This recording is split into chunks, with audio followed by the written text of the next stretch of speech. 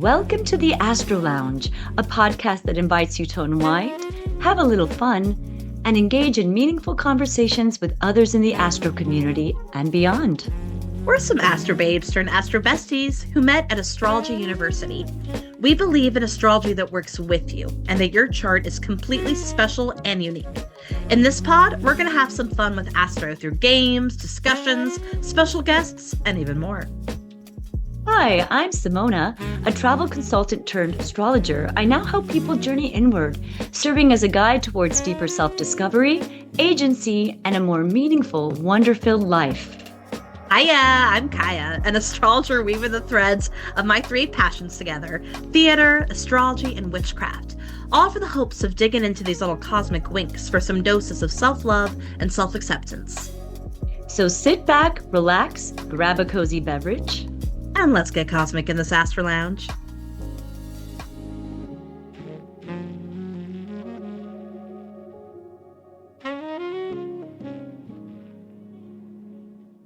Hi. Hi. How are you, Kaia? I'm pretty good. Yeah. I've been, I've been examining the Mercury retrograde that's been happening. I have Mercury retrograde natally, so that's always kind of fun. And yeah, I'm trying to, I don't know, I'm trying to enjoy the weekend. How about you? I'm in the same place. Yes, everybody that's watching today, we are recording on March 7th. It is currently 1:18 p.m. and Mercury is currently retrograde in Pisces. So yes, I have definitely been feeling that. If this pod is a little scattered today or a little bit, let's just say non-linear, we'll go with Ew. it. I mean, Yeah, that's our style anyways, right? it Let's is. go And with like, it. I think Venus and Neptune, they're kind of hanging out. So there's a little like, what is reality? Let's just What see is what our reality? We'll just flow with it and see what happens. Yes. So what we're going to do today, I'm very excited. We're going to continue our series of Story of the Round. So this is the second part of two parts. Very retrograde. So the first part we did was we explored the zodiac starting from Aries all the way through Virgo, so the first half of the zodiac, and we are examining through the lens of an archetypal viewpoint because we both like to lean into using astrology archetypally and kind of examining the energies, the essences of the signs. And so, what we're doing with this exercise that is actually can be quite practical and bring a lot of meaning, I feel. Is that we are going through each sign individually and kind of seeing how that comes up for us under the realm of the two of us continuing our journey and adventure as professional astrologers. And we've used this exercise before in other retreats that we've helped to co-run. And we've used examples before of, hey, let's say you move to a new country or you start a new job or you leave a job. These kind of big milestones in life and kind of applying the story of the round to them. Beautifully said, Kaia. Yes, we are going to do a continuation. We had the first half of this episode. Well, this is in two parts, and we did the first six signs, so Aries through Virgo, and now we're going to continue on. And the idea is to feel into the signs as a process, and like Kaia said, no matter what we're doing, these moments we start something new and we go through this whole process can be applied to a new relationship, like you said, moving to a new country, a new job, anything. And so here we're using our experience of working towards becoming professional astrologers just to kind of get a sense of how to work with this. But as you're listening, kind of think of where you might be in a process. So like maybe you started maybe you started university, or maybe you are thinking of moving somewhere new and you haven't yet. So where are you in the process? And that's just something to think about as we move through this exercise. I love this exercise so much. It illuminated so much last time, because like it's so cool to like just talk about the signs just as archetypal entities and then seeing how they're showing up for us in life. And also what Simone and I noticed, and we'll talk about this at the end too, is kind of like where are some points of resistance coming up or like, like we ended on Virgo last time and all the love to Virgo, but that was, we kind of realized, oh, that's an energy like we can struggle with or maybe need to learn more about, because, and that's just going to happen. So yeah, it's kind of interesting to see which signs are kind of bringing up some things for you, whether that's like, oh, I didn't realize I was kind of vibing with Sagittarius, and oh, maybe I need to explore more Gemini, whatever it is. So yeah. Yeah, for sure. Things can come up depending where you are in the process. So I love that Yeah. you brought that up. Where might we get stuck? What might feel like really easy for us Mhm. or part of the process that we're always just kind of living in? And then Yeah.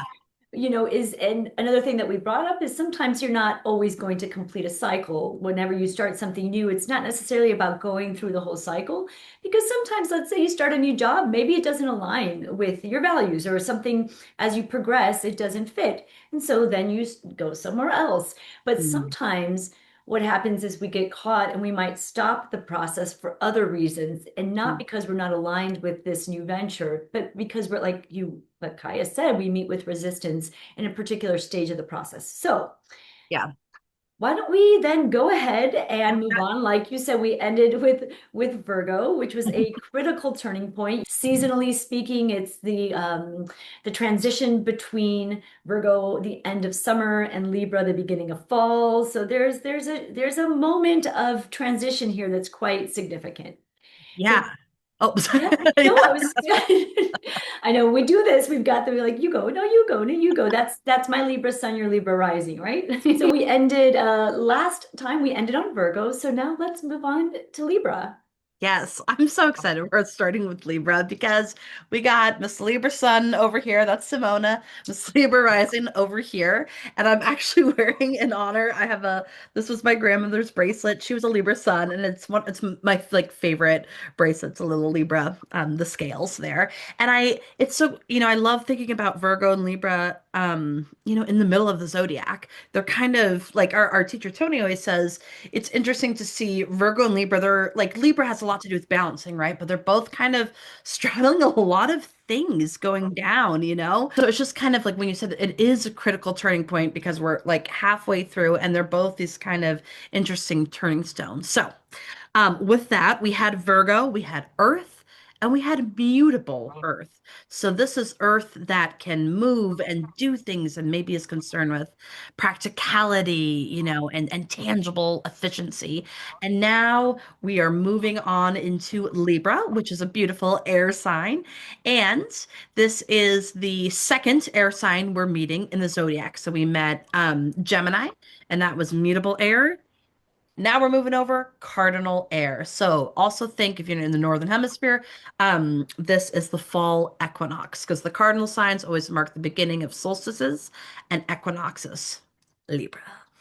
Yeah, beautiful. Well said, Kaya. Yes, this is now we're moving into fall. And so thinking about what we've decided to use as kind of like a model of this exercise, our journey of becoming a professional astrologer. So we left off kind of with our studies. We're still in our studies and we're taking, Leo was finding our creative voice, finding our light, really kind of stepping into our own, astrological voice, let's put it that way, and stepping out and kind of being seen. And now Virgo is like, how can we take this Mm, creative voice or whatever it is and make it useful and be of service to people? What do we need to adjust? How can we make it more, how can we refine our craft and use it in a way that can be helpful? So now we move on to Libra and we're moving into the second half of the signs, which are more relational. So a lot of mm, this, even though, for example, Gemini, we're communicating with other people. It's still more of we're not quite into the relational domain of things, but as we move into Libra, now we're really starting to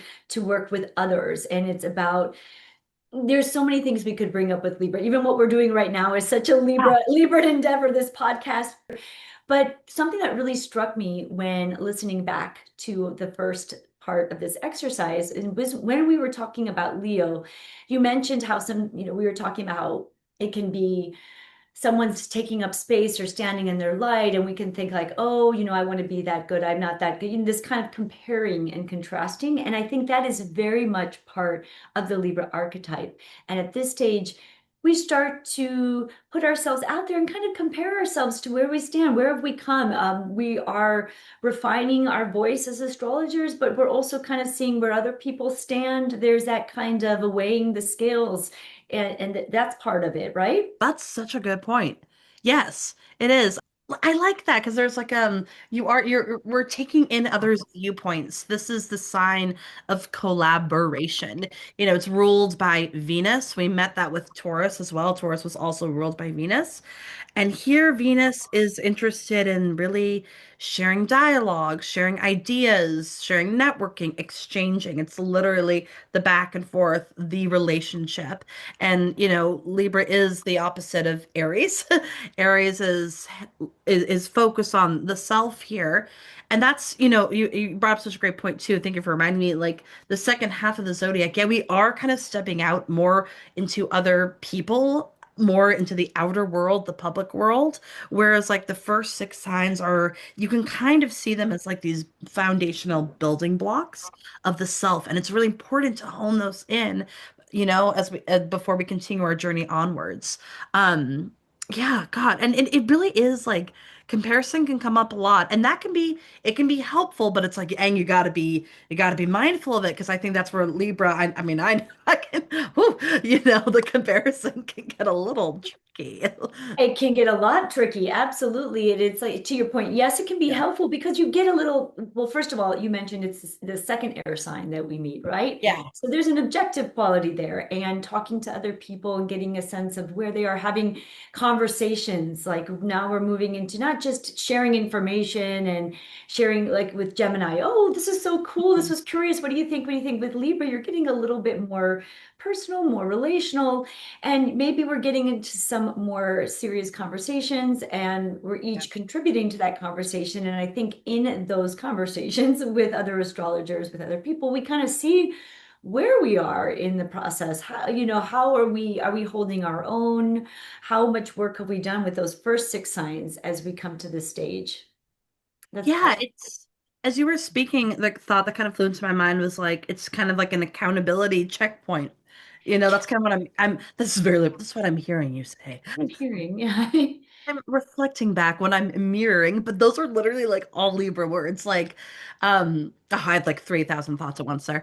I love it. I Yes. love it. But it is, and I hadn't, especially being, the counterpart to Aries. And yeah, like now we're the next stage is Scorpio. So it's like, let's really kind of check in and see where we're at. And also, the idea of the scales and equilibrium, it doesn't mean that Libra is balance, anything but usually, but more so that it's seeking to cultivate harmony and balance and whatnot, because it can be very like Virgo. They're different but similar. I think that they're attuned to what like Virgo's like, ooh, I'm attuned to kind of what needs some improvement and what needs to be fixed. And that's very like earthy. And then with Libra, it's like, I'm very attuned to the social stuff going on here. And I bet you could relate as a Libran person. Like, is there a way I can try to kind of balance the scales here, try to bring equilibrium into the space somehow through social stuff, through intellect, through the words, through, how I'm speaking and communicating with everybody. Yes, bringing equilibrium. And there is an incredible sensitivity, I find. Like we think of sensitivity for the water signs, but Yeah. Libra, there's a different kind of sensitivity. It's like if you are a scale, right? And you can feel every little change in the room and the energy of the room. You're talking to people, someone leaves the conversation, now you have a different energy, or someone comes in. Yes. And so Libra, there's always this kind of feeling it. But I think sometimes what can happen with Libra is that we might forget our own part in the equation. We are part of it versus, yes, there's an objectivity kind of pulling back and being objective, but we're also part of the equation. And so sometimes in trying to manage that equilibrium and trying to make things more harmonious, we might do that at the expense of our own kind of where do we stand in this? And that will throw things off if we don't factor ourselves in and we're not standing firm. I love that you brought in the Aries polarity. If we're not standing firm in who we are and we know that, or in our values, if we're not grounded that way, the scales are always going to, I mean, they're meant to move, but they're going to be Yeah. more extreme because we don't have a center. And I think that's really important in whatever we're doing in our life, to have that internal center, like a Mhm. dancer, right? They can move, they can tip, but they've got that center. And I think that can be a challenge with Libra. Like we can get so caught up in the comparing and contrasting or trying to bring things into balance and harmony that we lose sight of our own equilibrium, I guess, our own inner center. I was getting so excited as you were talking because literally last night, okay, I have like a visceral example of this. And I Oh, was like, good. I'm gonna remember it. And I'm glad I remembered because I didn't realize that I had was trying to remember it. What? So Mercury retrograde. Um, so after I had a show last night, and afterwards we all went out, getting some drinks at the bar, and there was like outside seating, and I sat in the middle, because it felt safe.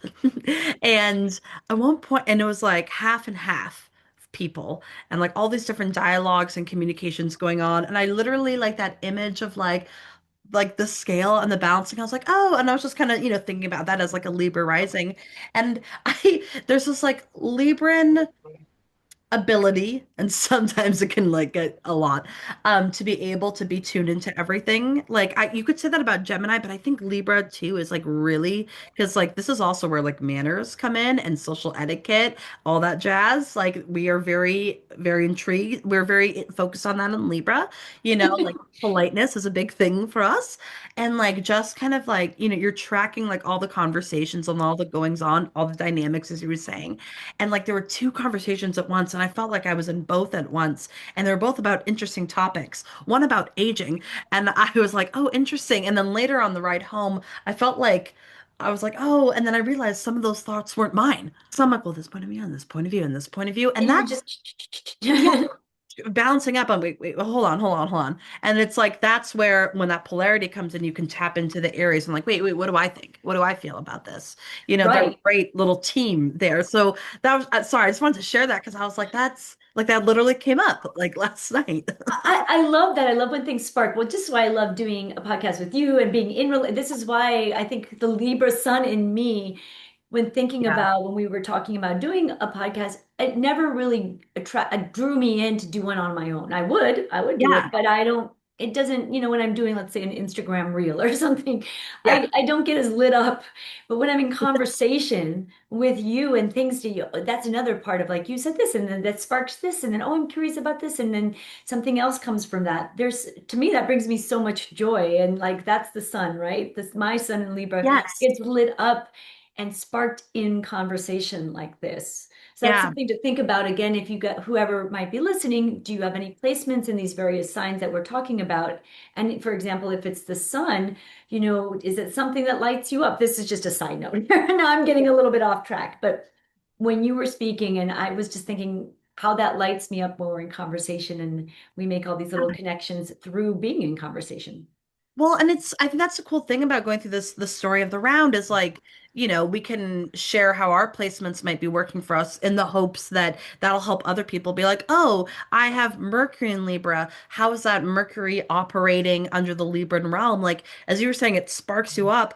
Libra is my rising. Like, I feel like it literally like navigates me. Like, I'm kind of guided by the Libran realm, right? Because that's the rising. So it's that archetypal stuff. So that's why I really like this exercise a lot because it's like, oh yeah, I see how that's coming into my chart in this way. In this way, I right? keep Yeah. doing this, which feels very Libran. I Thank love it. you. Yeah. Well, and I feel like on our astro journey too, like maybe this is also the point where we were like, okay, let's like actually maybe get serious about like we want to work together. Like we have our own businesses we're working on, and also, we started doing Instagram lives, started really talking about laying down the foundation, for eventual workshops, webinars, all that stuff. So it's like, okay, this is like, it's kind of like cementing the partnership, really, you know? It's such a, I love, yes, it's beautiful. It is doing that. And I also think that with you, and I think this is part of something to watch with Libra, Mm, the idea is that the Libra part of the journey is ideally, it's not, we're kind of standing in our own as equals. And of course, 50-50, not 50-50, but as equals. And I feel yeah. that with you, that in conversation, we bring our own selves to the table, but in a way that balances, they balance each other. And I think, this is something, let's say you're in a new relationship and now you're in the Libra stage, how much is there a sense of the partnership being equal? How much is it weighed towards one over the other? And this will move us into Scorpio eventually, where the power dynamics can come into play. But at the Libra stage, ideally, we're interacting with people as quote unquote equals. And even this made me think of just counseling others, like as a counseling astrologer in that relationship, even though, the astrologer is the one kind of not directing, but kind of leading in a way, there's still ideally there's this sense of collaboration in the room, right? There's that sense of process and of that back and forth with which I think is so important with Libra. It's so important because it's so easy. Like, bringing some of that shadow work, like I feel this is can also be a sign of persuasion. You could say that with Scorpio too. Mm, But mm, like, a lot of politicians have Libran placements, yes. So I think it's so important because I've come across this person with Libra stuff. Am I just saying what I want others to hear? Am I just being appeasing? This can be where people pleasing stuff comes up. And, it's so important. I think because like air gets so it's up in the air, here, like what am I trying to say? It's so interesting. I'm grasping for it. But yeah, I think it's because that's it. I feel a little embarrassed about admitting that. Like I have used that before to just like to kind of ease over things to avoid conflict. It's a little conflict avoidant. But then on the other hand, you see some people who are like in the justice system, fighting for injustices or maybe the other way around, of course this energy can be used however, so that's why it is so important to try to bring that integrity, I think, into the Libran realm. Oh, I think it's beautiful that you brought in the shadow, and I know it feels very exposed, like you feel exposed, but I can very much speak to that myself. That people pleasing, and it's not even necessarily like this overt, like I'm just going to say what someone wants to hear, but that can Hmm. start when we do that. That can maybe temporarily soothe things over or pacify a situation, but it will come back twofold, threefold, fourfold, and that's one thing that's really fascinating that I've watched in myself and watching my patterns sometimes and trying to Mm. do that, how that can make the scales really tip to extremes. Because eventually, the more we do that, the more things are off balance. And so it's really that shadow side can come in. And Yeah, but to your point, it can be used so beautifully in things like the justice system. I mean, to have yeah, that being able to I love that you brought up persuasion too, because yes, there's a way of speaking that can kind of see both sides, and by being able to see both sides, you can speak to both sides, and you kind of those that are skilled in that department know what the other person might be thinking, and so how do we use that mindfully and with integrity? It's all yeah. very important. And for those of you listening, that's important wherever you are in a new relationship, at a job, wherever you're Mhm. interacting with people. How are you feeling in that stage? How is your experience with relating with others when, there is conflict? How Yeah. does that trip you up? Is Yeah. that where you get caught? How do you deal with that when those things start to arise? It's so true. And I was just like thinking about the cycle, like Virgo, I could imagine might offer some like helpful advice or critique that could feel a little like, oof, because we're like, well, did you realize that this could be wrong? And then I see like Libra might come in to try to soften it and see both sides. And then eventually we're gonna get to Scorpio where it's like, what do you actually feel? What do you actually think? So it's kind of interesting, like when you take certain signs, like in pairs or trios or quads, and kind of seeing the dialogue they might have there too. I had another thought, but it went away. I'm sure it'll come back. But And yeah, speaking of and Scorpio, speaking of, yes, do you want to lead us there, to Scorpio? Scorpio territory. Okay, well, now we move on to Scorpio territory. Now we're deepening. We're deepening into. So in any part of this process, this is a stage where we might, for example, where we are, we might start to zero in and really focus on an area, like a niche part, or we might immerse ourselves and go more deeply, or a deeper commitment Mm-hmm. to what we're doing. To, for example, we know we're committed to astrology. We've gone through this program, but now are we really committed? Are we really going all the way in?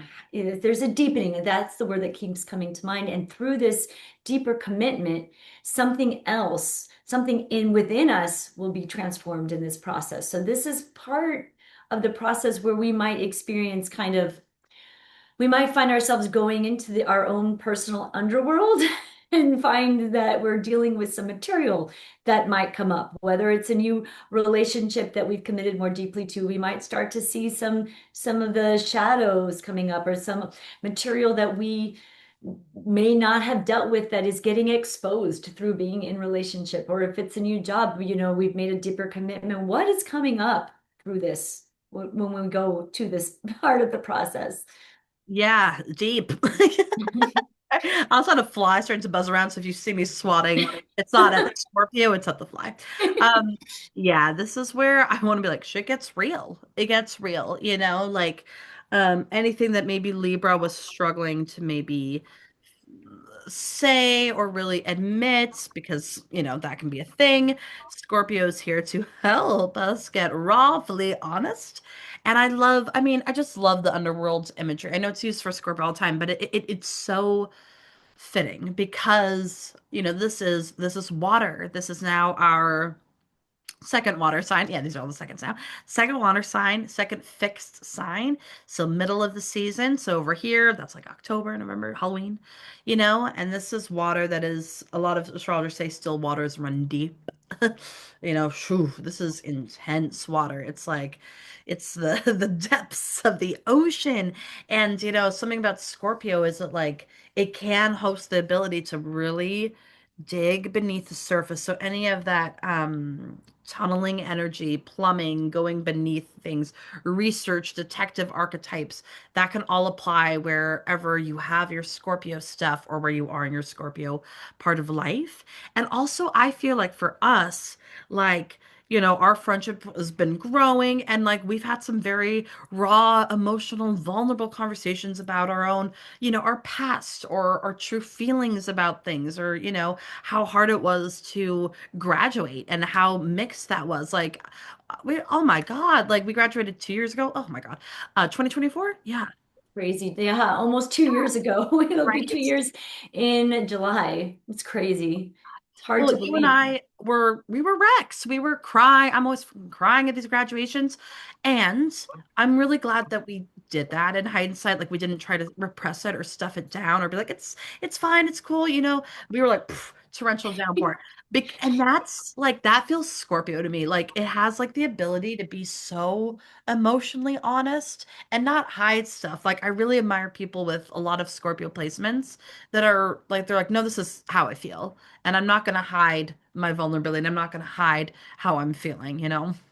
And yes, definitely. And there's those two sides to Scorpio. It's like Yeah. for those they may not trust yet or they're not ready, there can be this. And Yes. then Yeah. once that opens, Mhm.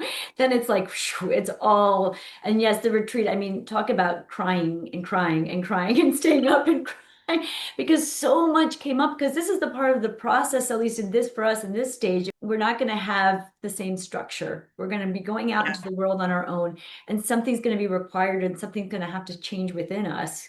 There's Yeah. something, a deepening in, and there's a lot that can come to the surface with that. So something now just came into my mind and slipped out just like with you. So you had said something and now I can't remember It'll what that find its was. way. But Yeah.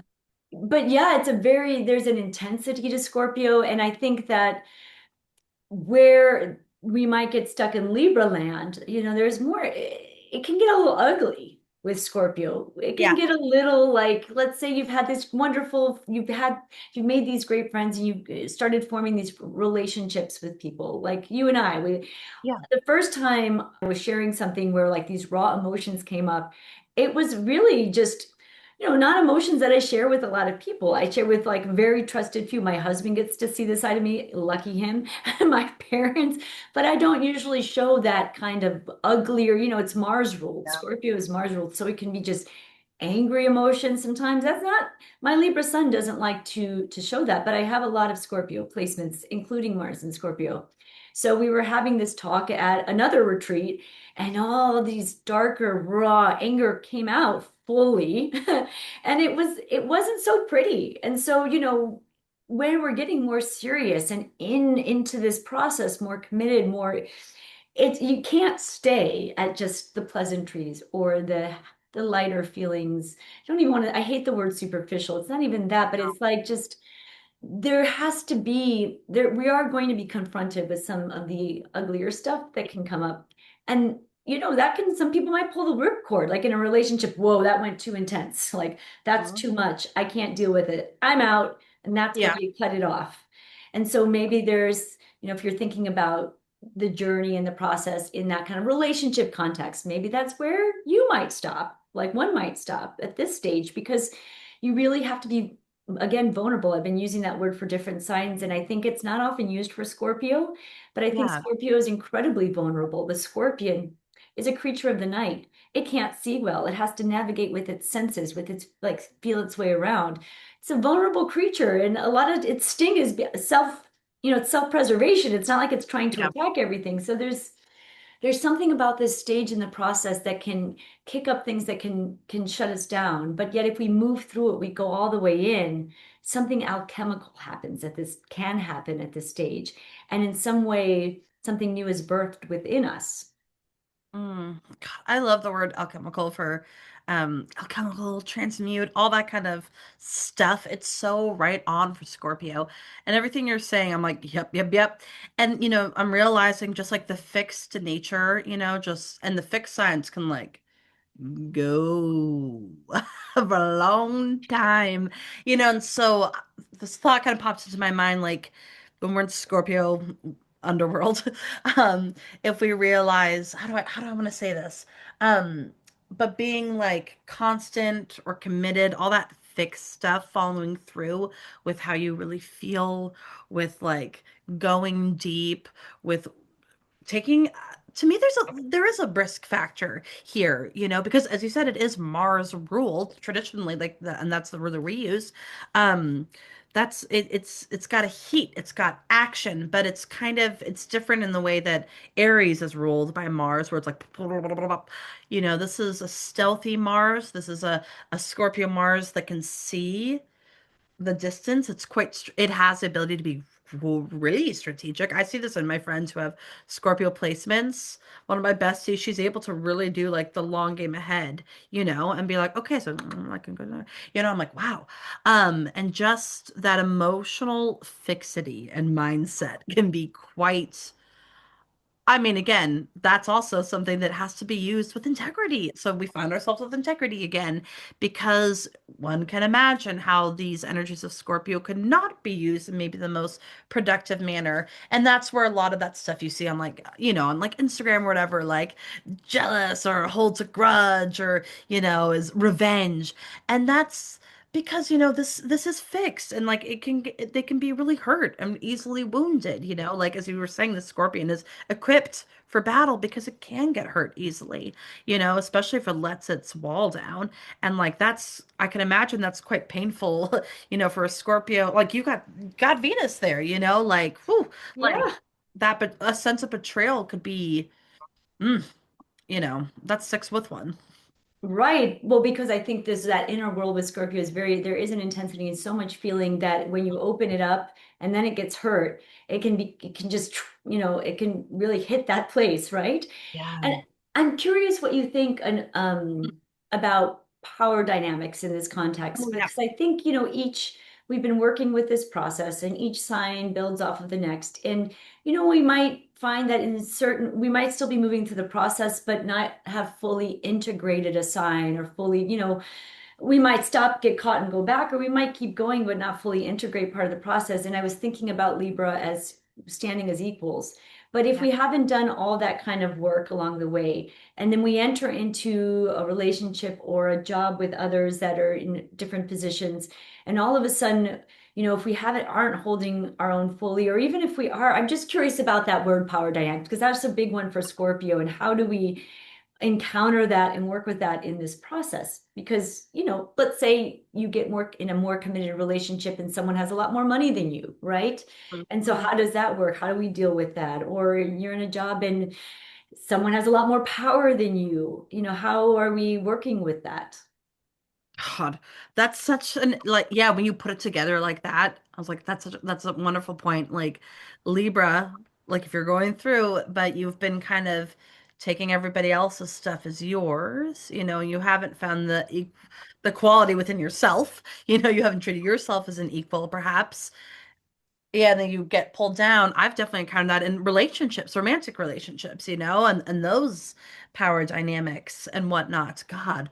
Yeah, well, and I think and then on the other side of the coin, Scorpio is where we like the therapy. Like that's a wonderful Mhm. Yes. um what's the word? Manifest it's a example of like Scorpio energy is therapy, right? Yes, yes. Um Going deep into the subconscious and going in literally. and extraction. Oh, there we go. There we go. I Not found it. extracting, but like, yes, Yeah, shedding light yeah. on the subconscious. Yes, literally. And like so any like the shadow work, the reflective work, embracing grief and all that comes with it. For example, and this might don't worry if you don't know this technique. But secondary progressions, really cool timing technique, a symbolic technique we use in astrology. Mine has just come out of Scorpio. It sounds sad, which is hilarious to me. And that's literally right. That's literally when I started going to therapy. So that's like a way to like work with the energy. And I saw that it was gonna go in and I was like, I wonder if that'll come up. And then I was like, yeah, it's coming up. It's just time. So it's like, well, either I can kind of shift through these power dynamics I've held in relationships of all kinds, where maybe my Libra stuff went a little let me please you all. Okay, is this? But that was getting exhausting. Exhausting. I Yeah. could feel the burnout, the depression, the exhaustion. Okay, Scorpio, let's fucking do it. That's so, and I love that you were feeling that you're feeling that movement within and then it aligned with the astrology. I always think that's so beautiful because as astrologers, we're aware of stuff going on, but not every second, not every single thing Yeah. all the time at once. Or we think about it, we know it, then we put it out of sight, out of mind. But Yep. we all, even if you're not at all and it's like barely starting out, we don't need astrology, but what's so beautiful about it is can reflect back and validate what we're already experiencing. So I love that you Yes. shared that you Yeah. felt that pull toward therapy, and there you've got the progression happening in Scorpio. But yes, Yeah. Scorpio wants deep honesty, truth. And so that requires us to move past the niceties, which Yeah. there's nothing wrong. I want to go back for a second. I Mhm. think sometimes with Libra gets a bad rep. Oh, they're always so nice and they're always so that, they always want to please. And sometimes I feel like we're living in a time where that's like, ew, right? No, And I really, I don't know, I'm going back. And my Libra son's like, can we go back to that for just a we second? did I it. think there's definitely a place for that. I think that there's social decorum and trying to listen to people objectively and take in what they have to say. And Yeah. and sometimes those situations I think it's called for. Okay. So there are times where that is called for. But I also think that at a certain point, when that is affecting your authenticity, when it's starting to, Scorpio is like really requiring that, like brutal honesty sometimes. Not to be brutal with but like a brutal honesty Yeah. with yourself, in a Yes. sense. The real going in and really seeing things and confronting them deeply.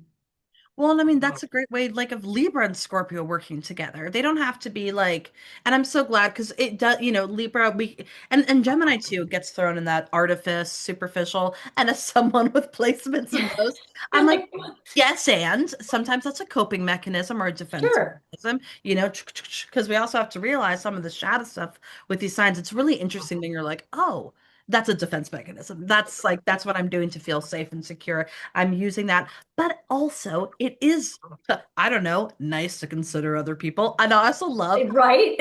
I love that we're Scorpio defending a Libra. Like we've got I some of the heat of Mars, and we're like, hold up.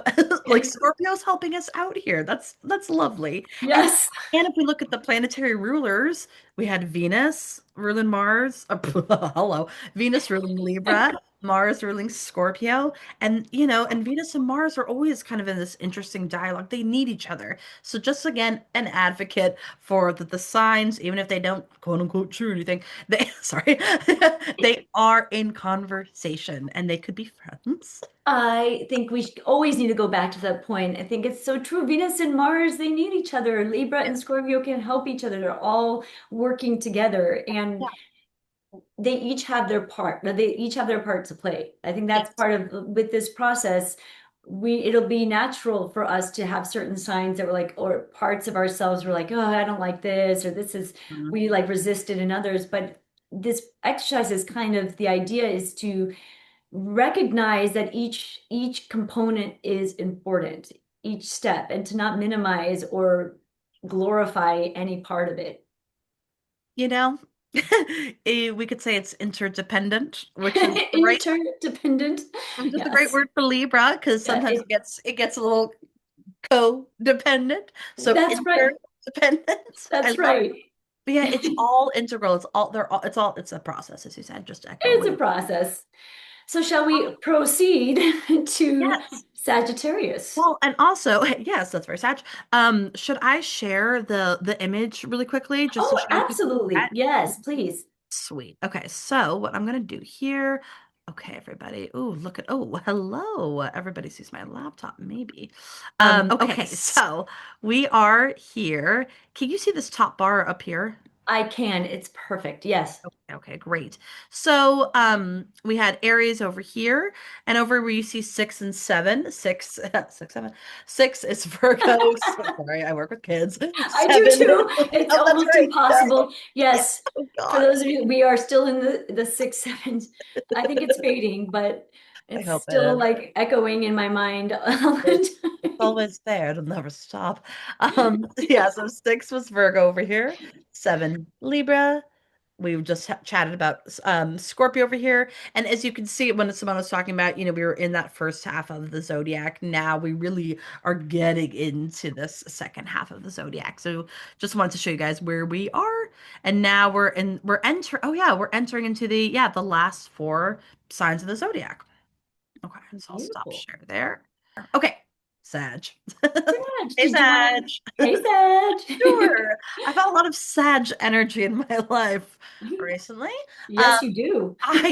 God, yeah, it's hilarious. I love the Sag. Like, I got my sister, best friend there. And already, like, when we talk about signs, we always talk about this. I'm like, boo, I'm like kind of moving more, whereas the Scorpio, we kind of went here. So that's because this is Sagittarius. This is fire. This is our third fire sign. Yep.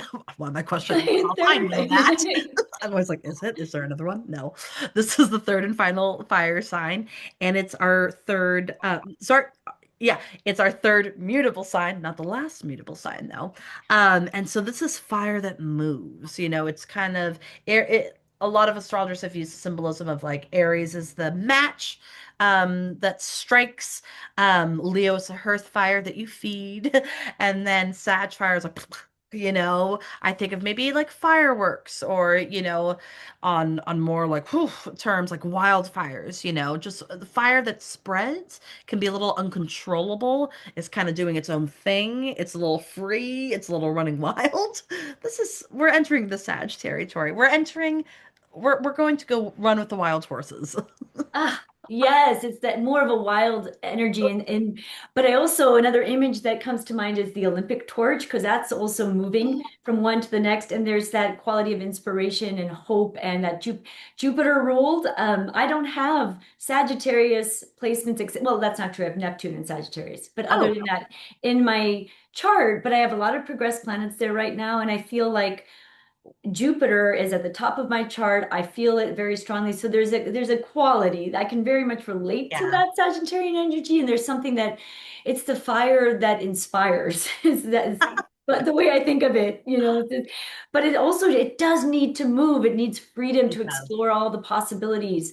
But some of the words that come to mind with Sagittarius is meaning and trying to have a bigger picture. And so I think at this stage of the process, we've been immersed in Scorpio land and maybe some drudged up some really deep material, but we come out and we can see with new eyes, with a more open perspective. We have kind of maybe even transformed the way we see things, and maybe we have now something to share with others. The wisdom from all of this first part of the process, we've come out and we have things to share and to offer.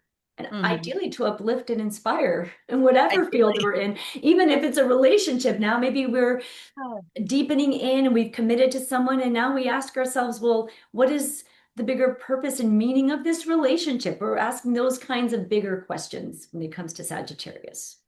Yeah, the big questions of life. And this, with Sag, I love the nickname for Sag, Sag. Feels very fun. No, yeah, and it gets this like fun, like on Pop Astro, they always make Sag seem fucking feral and just like unhinged. So I want to give some like, and it can because it is like it's a freaking centaur. Like what? This is half human, half horse. It's like I don't care. I'm a centaur. You're like, okay, cool, Sag. And so there can be this huge buoyancy and energetic and like, yeah, but really like what I see is like the deep, rich meaning and the questioning of life, as you were saying. And also it's interesting, like I think I said, like I'm seeing a lot of risk taking available in Scorpio.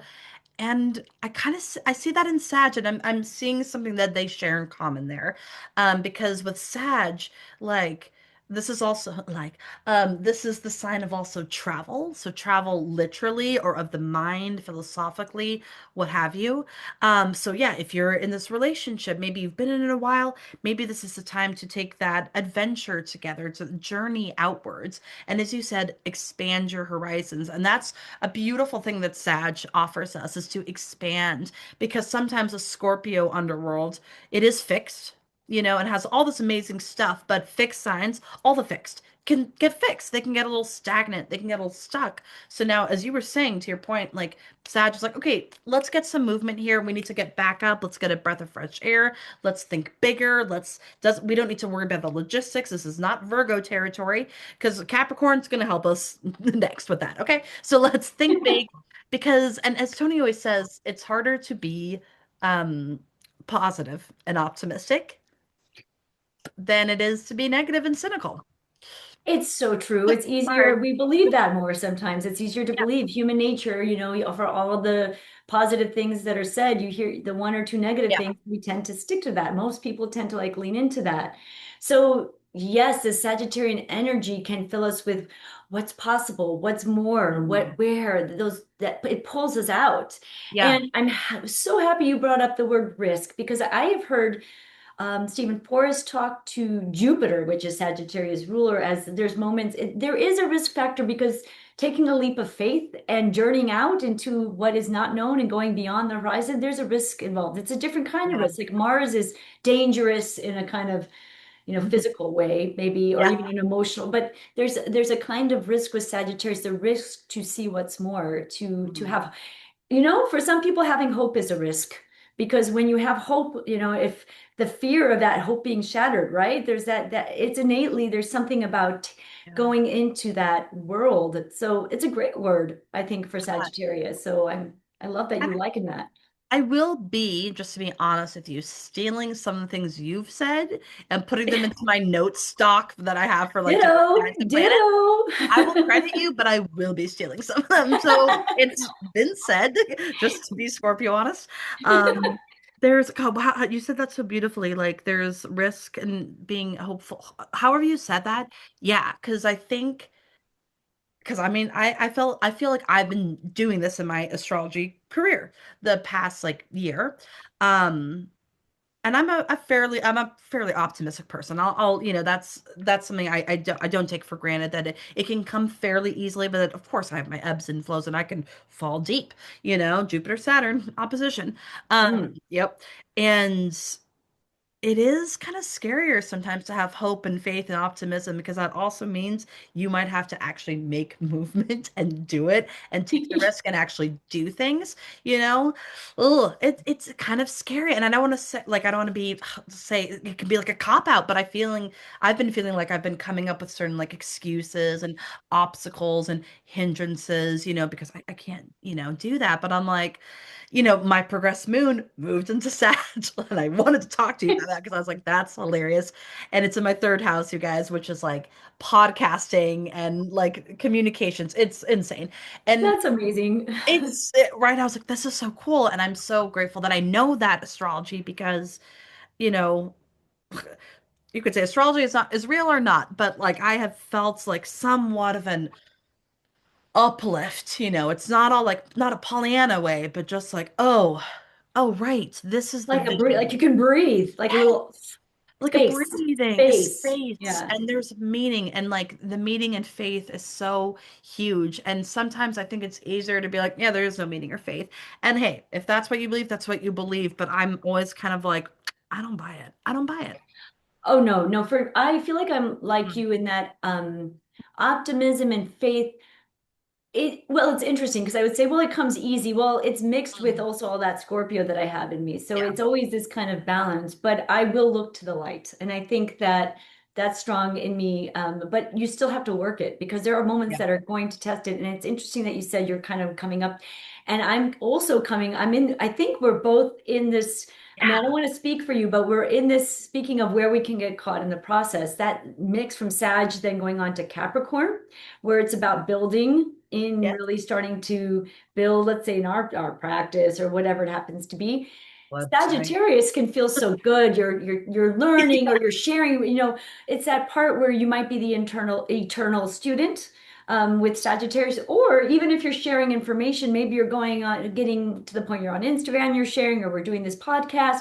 But are we building something from like there's a this can be a part where I feel like I can get a little bit caught in this stage because Yeah. this stage can feel so open and you're just feeling inspired and you're listening to all these wonderful astrologers and feeling and you've done all this, you know, then you've got to start to have faith also in yourself to be able to progress forward and start to build something to offer the world, right? God, no, I'm like laughing along because I'm like, oh my God, that's so right.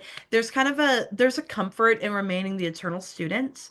And I think it's Stephen Forrest that he must have I know he's a lot of cat placements, but maybe there's probably a lot of Sag too. The Um but I think I remember in the first year we were reading, I can't remember which one it is. inner Uh sky, maybe. Oh yeah, Inner Sky, Inner Sky. Thank you. Yeah, you're like, I got it. Inner Sky, Inner Sky. I love that. I love the way he writes. It's so funny. He cracks me up. He's the Um, best storyteller. He's the best storyteller, which is very sad. which is very, Very yes, sad. Um, Jupiterian Sagitt. yes, but he talks about kind of like kind of viewing Sag in like three different stages. So like um the students, the wanderer, the student, the teacher. It's something akin to that, you know. Um that they're and I kind of like seeing phases for Sagittarius too. And yes, I couldn't agree more. I'm like, oh, but I don't want to leave the comfort of just absorbing all the information, exploring. And I'm like, I'm doing it. I'm like, oh fuck. No, because I'm gonna have to like use Capricorn here soon. And also maybe evolve into the next stage of the Sag, that like wisdom sharing piece. But then that's also, I think in an interesting way, this is where the imposter syndrome comes up. Like who am I to share my wisdom, quote unquote? Like, who are you kidding me? Yeah. What? Oh, I'm not as far. Well, when then we go back and you can fall back into, oh, all of a sudden back into Libra, comparing myself. It's funny. You can like start to fall back in all these different stages. Yeah. But yes, I think it's great to look at all of the archetypes in different phases. And I think, yeah, I remember that part in the book. It was like, I Yeah. can't remember exactly, but it was like, yes, the quester maybe. It's Yeah, something like that. The like that, wanderer. and then Yeah, the yeah. student and the mentor that The you're giving mentor. Yeah. back or whatever. We're just slaughtering what he said. We love what Yeah. you said, Stephen Forrest, but we don't have the we don't know You're what it very is. true. Oh, that's really great. But yeah, that's the idea that, and it's Yeah. easy to get caught at this stage. Yeah. It came to mind and it slipped right out, but maybe later it will come back. Well, I wonder, okay, because some of the shadow of Sag that we haven't touched on yet. That's where, yes. Yep. Soapbox. Go. That's where I was Yeah. gonna. I love it. No, you took it from my mind that because I couldn't. So please, that's exactly the dogma that can arise at this stage. So please continue. Fascinating thing with Sag that I'm still trying to explore because I've witnessed it, just in the energy. Like my mom has a Sag moon, and then all of a sudden she's like lecturing about something, and I'm like, what? And she's like, What I'll get happened? off my soapbox. Yeah, I'm like, and she's like giving the good word. I'm like, what? And just like going in about it, like giving a whole thing, and you're like, okay, cool. Because they're like, this is the way, and everybody should hear it and share it, and you're like, okay. Yeah, so that's in an interesting way, although it can like broaden and expand the horizon. if the energy is maybe getting a little wonky, it kind of gets a little here, right? And a little it can get a little soapboxy. Absolutely. And just think about it in our field, like if we have now gone through this whole process and let's say part of our Scorpio process was now we're really focused on evolutionary astrology in that branch. We've gone all in and now we've come out and we know the truth. We are There practicing you go. evolutionary, whatever it happens to be. And now we want to share it, but we're sharing. And then we run up and we start talking to other astrologers that have a Hellenistic approach. And all of a sudden it kicks up all like, well, or uses a different house system. And we're like, well, that's clearly wrong. How could that? That's Right. wrong. And then this happens, and a dogma sets in. And all of a sudden, to your point, what was once the potential to be open and taking in other people's way of seeing things, like broaden your perspective, now we have shut that down and we've Yeah. gone into the shadow material, which Mm, I think is really important to discuss. And yes. even if we're not talking about astrology again, bringing it back to another phase, we can see that happening in relationships. We've committed, we've deepened, we've let all our we've exposed ourselves. That doesn't sound we've exposed ourselves. Okay, Hopefully. maybe let me reframe that. We've we feel like we've been vulnerable and shared parts of ourselves and now feel exposed. All of this has happened. But now, what can come up in a relationship at this stage? Well, maybe you have very different beliefs. And, that's another word with Sagittarius. And maybe we get caught where those beliefs start to come to a head. Can the Yeah. relationship survive that? Are we able to have different beliefs and maintain and keep going? Is that a deal breaker? Or, we can think of this in any part of the site. I mean, wherever we are, however we're using this process. I'm so glad you brought up the like how we could use it in like how that could come up in astrology because I think this is a place where you could get stuck, and that's why it's so important then to like go back to the other side of Sag and keep remembering to keep learning and learning. Like now that we're graduated, like we're post grads, like we got to keep our brains up, Like my mom's a therapist, she has to take her CEUs, like they're like you have to do them. But with us, luckily with astrology, there's so much but Yeah. it's like on us to make sure that we're attending different conferences or webinars or learning about different systems. I need to remember not to sometimes like to use other house systems just to keep my mind flexible. And that's the thing with the mutable signs, it can offer flexibility and adaptability. So I think that's something that you can help with the Sag. Like, remember, this is actually can be quite flexible and mutable. Let's try to lean back into that usage. Yes, and that just sparked something in me, what you said when something came up when you're talking about like we have to go in and continue our learning. And Yeah. that's the thing. One thing is the eternal learner, like the forever student that never takes the next step. But all of these different stages should continue to be at play. Like we're on a journey and we're going, but the Right. idea is that they're still at play. So as we're building our practice, as we're starting to participate in community as we go on to that, those phases, we're Yeah. still that Sag part ideally is still active. We're still staying open to new ways of thinking, new philosophies, whatnot. We're still getting curious about ideas with Gemini or about other people and relating. We have to keep Good. all of that process going. So it's not like we just move from one to the next and all of this goes, it's done. It's always at play. So I'm glad Always. that you said those things that made me think about that, how important that is. I'm so glad you said that because I'm like, yeah, duh. Like, it's not like you're like, and student, done, and this, done. Like, come Right. on. No, and that's kind of cool to see like all these different phases living amongst one another, Like, how cool. Oh, Yeah, and we can go back to those and like, okay, well, maybe we need to do a little bit of work here, and this will yeah. help this over here. And so, okay. Wow. I'm surprised at some of the things we uncovered with Sag, like even just like for ourselves. I'm like, oh my God, that's such a good point. Okay. Well, You we're feel, taking I feel inspired. How so perfect. oh no, oh no, we've entered the soapbox. I know. Now we're on a soapbox. Okay, great. It can happen quite quickly. It can. I'm like, oh, look at this. Everybody. That's so funny. Awesome. Okay, well, anything else for Sag before we Capricorn says we should move this along, I think. Capricorn says it's time. Capricorn's like, it's Capricorn says, yeah, time. It's time. No. yeah, it's time. What are your thoughts? Are you ready? Was there anything else you wanted to share? No, I'm sure it'll come up when we talk about Capricorn though, because I think Yes. they're an interesting little combo. But I have to admit, I don't know. I have such a crush on Capricorn energy Oh, recently. please tell. I'd like to hear this. I hear It's it. an Tell me. energy I struggle with, so I I love that. And so I want to hear very much hear this.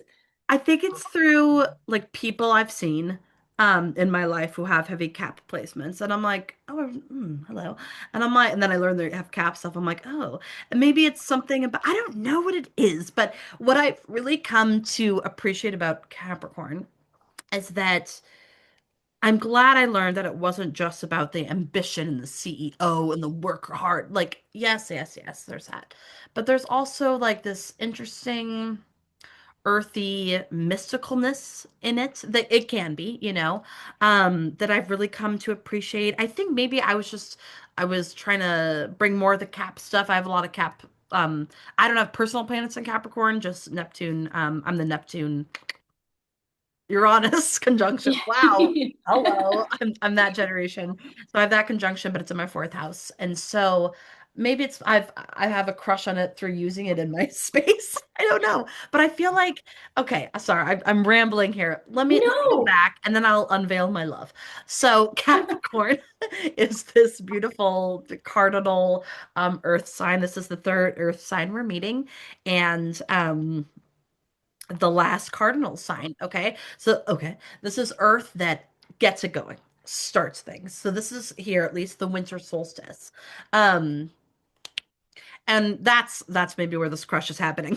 So, I really love using the winter solstice as a time to, especially this year, I was like, okay, I really want to think about the intentions, the long-term goals, this is all Capricorn territory, the things I actually want to actualize and materialize in my life, and accepting hmm, that it's going to take time, consistency, commitment, follow through, all of that, all Capricorn stuff. And it just, there's something very mystical to me about that time. Like some people do that, the ritual, oh God, the the winter solstice thank you, ritual thank of you. going Yeah, yeah, within, and yet yeah. And I don't know, there was just like this deep, like spiritual, mystical part of Capricorn that I've come to see. For example, like rocks and crystals, can be quite a Capricornian thing. I'm coming at this at a different perspective than like what I think usually we go in with Capricorn, but that's kind of how it's revealed itself to me. Sorry, my words are kind of all over the place no, there, they're but so right on point. Now you're sounding like me. That's usually me. Like, oh, my words are all interesting. you're sparking so much in me Okay, because okay. the first thing that you were saying is this Yeah, you started with this mystical kind of, and we have to remember that while the image that we now have is this ambitious mountain goat, yeah, it's a yin sign. It is a yin earth sign, not a yang earth sign. So there's a more inward quality. It's winter, the quiet, the stillness, the introspection. Those are all, and the original, it's not just the mountain goat, it's the sea goat, really, yeah. originally was the sea goat. So there's a connection to the water, to the yin, to the inward. And so all of that, and there's a beautiful integrity that can be cultivated with Capricorn. And I think for me, a lot of the more challenging aspects of Capricorn that can come up, if someone is, sometimes there's a strong judgment or there's a strong kind of like how are you supposed to act in comparison to out there, like the societal expectations is a strong word for Capricorn, Yeah. and I can take that very hard, but yet I have learned, it's a Saturn ruled sign, and I've really started to cultivate my relationship with Saturn, which has never been easy. And in general, Saturn is not an easy archetype, right? But in cultivating it, it can be quite beautiful because it does help you bring whatever your dreams, what your hopes, something into being through taking those steps one by one, through doing the work. And the reward that you get by doing that, maybe you don't get the reward that you think that you were going to get, but there's that work that you have put into it. It's its own reward in many ways. See, I'm But crushing. I'm yeah, I can crushing. see why you've got the crush. Of course, the Thank challenge you. is if we've climbed the wrong mountain, and Yeah. then sometimes that can be, and we can get to that in a minute. But I just wanted to go back to those stones and the gemstones and the rocks, and it made me think of Natalie, who has a strong Yeah. Capricorn, our friend Natalie, and she always has the crystals and the rocks and Oh my God, the, yeah. the pendulum and all of those things. So Yeah. And I don't know, like this started for me like 2 years ago. And I think it's just I really love winter. And I like the cold. I'm an Oregonian. I like the rainy fog and all that jazz. And I think it was because I was starting to really appreciate being a little bit more hermity, which sometimes Capricorn, like Saturn that rules Capricorn, can be associated with like the hermit archetype. And just like the beauty of that kind of like solitude and isolation sometimes. And then on the other hand, I think what I appreciate about it, I'm like, what is it that I like? Is that as an archetype, it's all about like things that take time and like for me, I'm really loving that, especially with everything happening in the world, is just really appreciating the beauty of aging and the elegance and grace of that, and not viewing aging as something bad or defeating.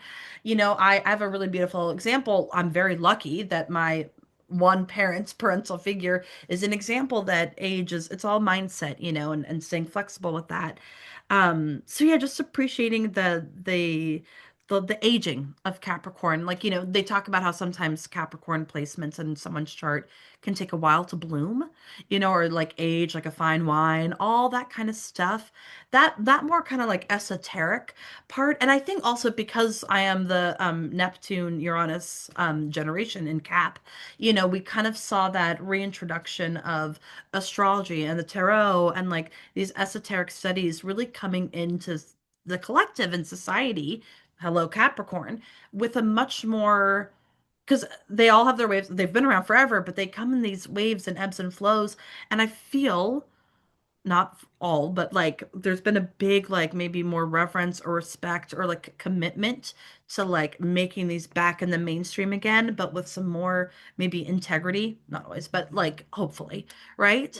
I don't know. oh, beautiful. Absolutely. There's a real serious, I can feel that, we Yeah, talk a lot about, oh, there's pop astrology and people aren't taking it so right. seriously, and there's a lot of well, that's going to happen everywhere, but I really feel that this is a moment that I'm encountering. I've branched out and been listening to more and more astrologers out there. You start with our people at Astrology University, and then I'm starting to branch out. I'm like, there's a lot of people that are Yeah. practicing this beautiful art form, language, however you want to call what astrology is, with so Hmm. much integrity and with so much respect. And there is, I think, a newfound respect. And I think while it's far from being completely like integrated into society, it's far more along. I mean, there is more and more people are starting to see its value versus just a party trick or something, Yeah. which is not what it is, right?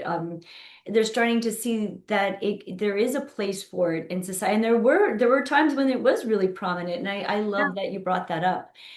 And I Yeah. think at this stage of the process with Capricorn, we're feeling a sense of, I want to make some kind of impact. I want to leave my mark with whatever it is. Or, I want to, maybe there's a feeling of wanting to be a respected member of society and what we're doing, or showing how serious this is. And to also, make a living, perhaps. Maybe not everybody's wanting to make a living Yeah. from becoming this, becoming an, I don't know, everybody's at a different thing, but the Capricorn archetype wants some tangible results, wants to say, hey, I'm leaving something behind. I often think of the word legacy with Capricorn. So there's a lot of that. And I think, how if we're thinking about it in a different context, let's say a relationship, it's like, well, what is this relationship together? What are we building? This is like, what are we really building from this? Are Yeah. we building a family, and what are we leaving as a legacy? Yeah, but we'll stand the test of time is such a Well, Capricornian thing. And yes.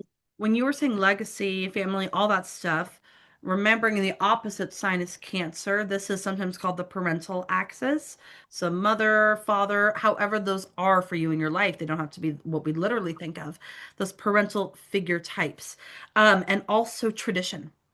Cancer Tradition. tradition, Capricorn tradition, and that's where it's like we're like it's really cool. Like I think we take astrology so seriously, that's feels quite Capricorn. Like we treat it with reverence and the utmost seriousness because we love it so fucking much.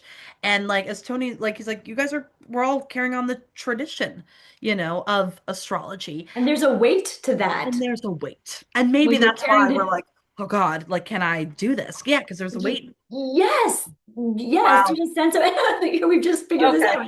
No, but Hello. there's a sense of responsibility, and there's a sense of we're putting this out, and now what do we, you're being in a way judged, even if you're not being like, and I'm maybe now I'm thinking more, there's our No, clients is totally one though. thing, but it's also we'll be moving into careers, but there's a community sense and other respected astrologers and out there, and how are we measuring up, which is somewhat Libra, but also Capricorn. There's like, how are we literally like what do we have to Literally. show for the work that we've done?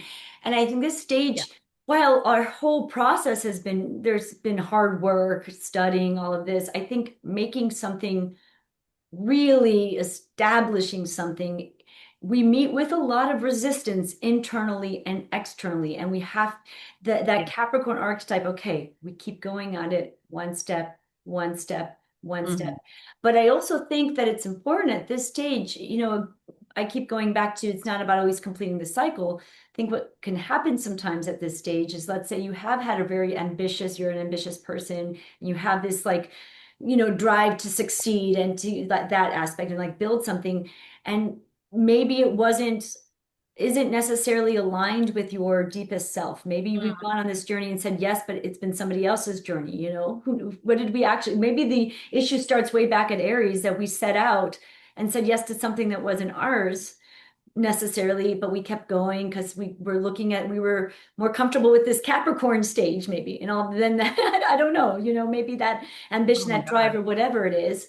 We get to the Yeah. top of the mountain, we have achieved success in something, and we might realize at this stage, maybe this wasn't our mountain to climb, or and this is where maybe we can tap into the more yin part of that Capricorn archetype, where we can need to go back and do some introspection and really think, what is it that we really want to leave behind of ourselves?